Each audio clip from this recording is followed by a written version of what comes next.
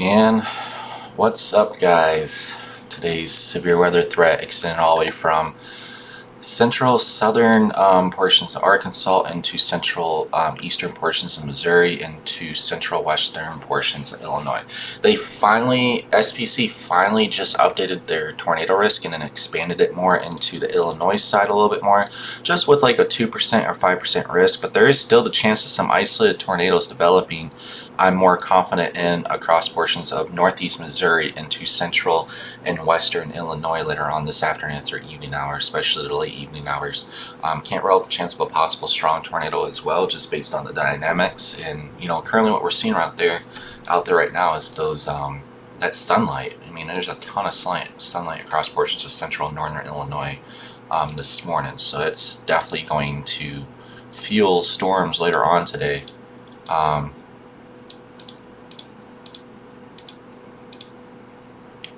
There we go. I wanted to adjust the camera so you guys can see the view outside, but it's definitely sunny outside this morning across portions of central and northern Illinois, and we're definitely going to have that tornado threat definitely increase with later on with storms. And then we also have the very large hail threat, of course. We switch over to the hail threat for today. Very large hailstones, even up to 2-inch in diameter, extending into portions of central and western Illinois based on the SPC outlook. We're going over the SPC outlook first so you guys can compare it with my forecast, and we'll go from there. And then they also have a 30% wind hatch, well, not hatch, but a 30% wind risk across portions of central Missouri as well.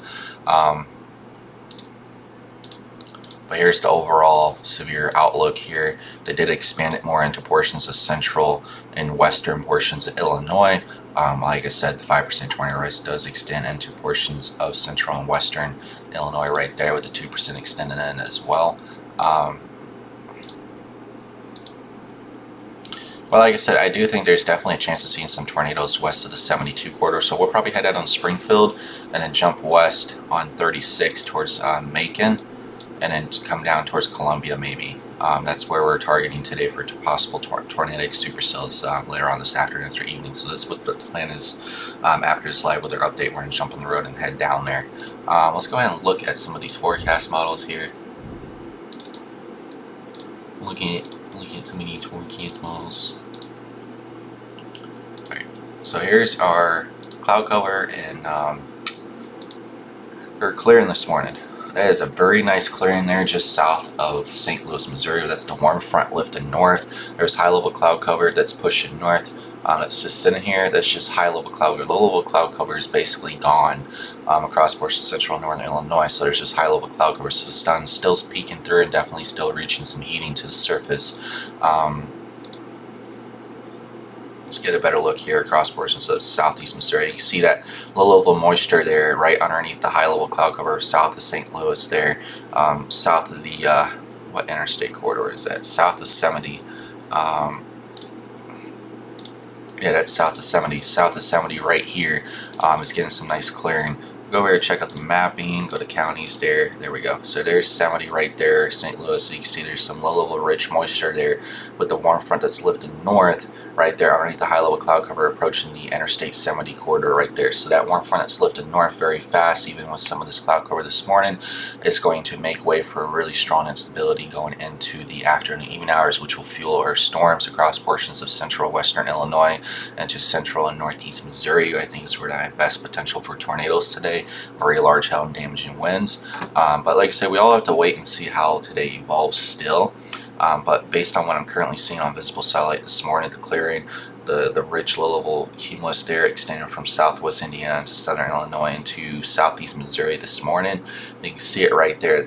It's underneath the high-level cloud cover. You got that rich low-level moisture there coming north, and I wouldn't be surprised if we actually see some 70 dew points pool on this boundary later on today, because there's already been so much saturated soils and rain from like the last 72 hours or so across the same area. So don't be surprised if that does actually happen.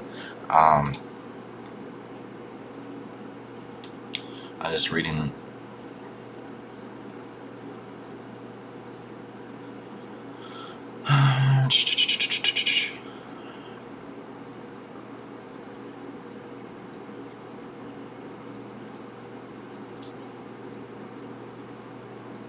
Okay, I was just reading the SPC's thing. Let me go ahead and look at some of these forecast models here.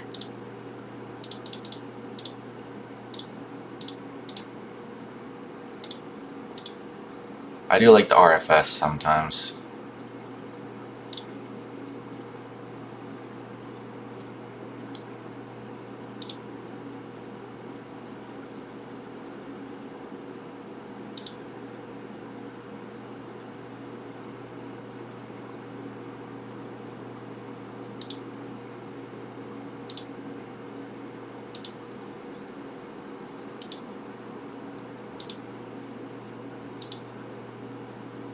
I just don't believe that nothing develops out ahead of this line along the warm frontal zone.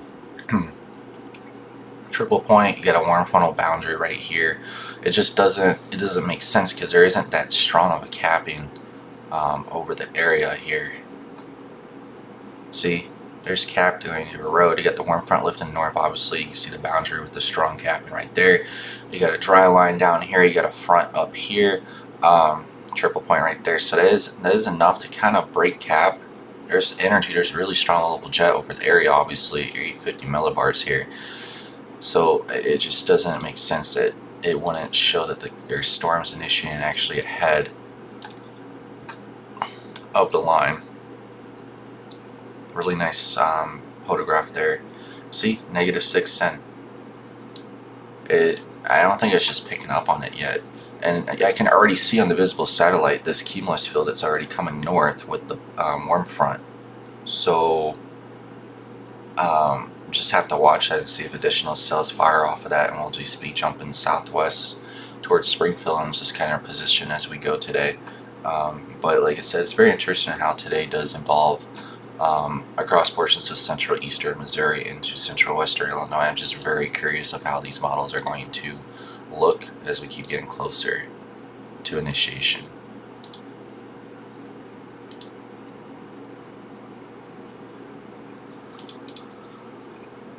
Because I definitely think there's going to be some tornadic supercells today.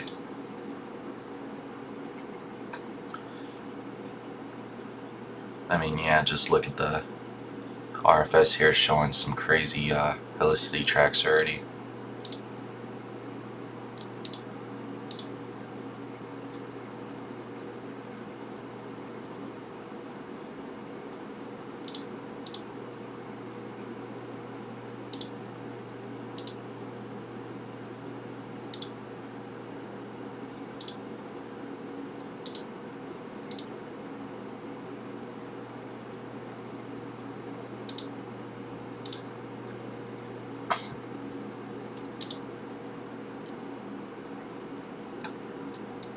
Contaminated sounding, of course. Her model is slightly picking up isolated supercells out ahead of the line there that develop across portions of northeast Missouri to southeast Iowa, and that would be conditional for a very nice tornado threat on that triple point. Easterly winds there. There'll be a ton of 3 km Cape up there as well. I guess head down to Springfield and go from there in position. It depends on where these storms fire. I mean, if they fire in northeast Missouri and central western Illinois, you have so much 3 km Cape and the boundary there, the moist boundary and everything. I mean, you would definitely get a strong tornado on that boundary across central western Illinois. That's why I'm so focused in on that forecast. It's different from the SPC, and they keep pushing the threat a little bit more further east on every update. So now it does include a lot of central and western Illinois that could see tornadoes today. It's just there's so many scenarios that can actually unfold today, and I don't know which one's going to be the one at this point. But we'll figure this out. It's definitely get very interesting. I hope we get some action down there. No towns obviously get hit, and we'll go from there obviously, but it's going to be a very interesting day for sure. Seeing where these tornadic supercells do develop. But I want to play the sleeper position today. I think I really want to play northeast Missouri. We'll get on Springfield and head west towards Macon, just north of Columbus, and sit there on that west-east highway. Because like that 3 km Cape right there, if the HRRR model does get today right, there'll be a tornadic supercell that races across portions of northeast Missouri into eastern Iowa. That's 100% right there.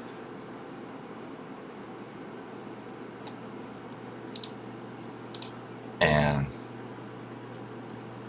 the HRRR model is basically on point showing that. It's been showing those supercells right there going rogue and going into northeast Missouri since like earlier updates today. It's showing, you know, these helicity stripes just going across the same area across portions of northeast Missouri today. So it's very interesting if that actually does come true. What's the latest RAP model say?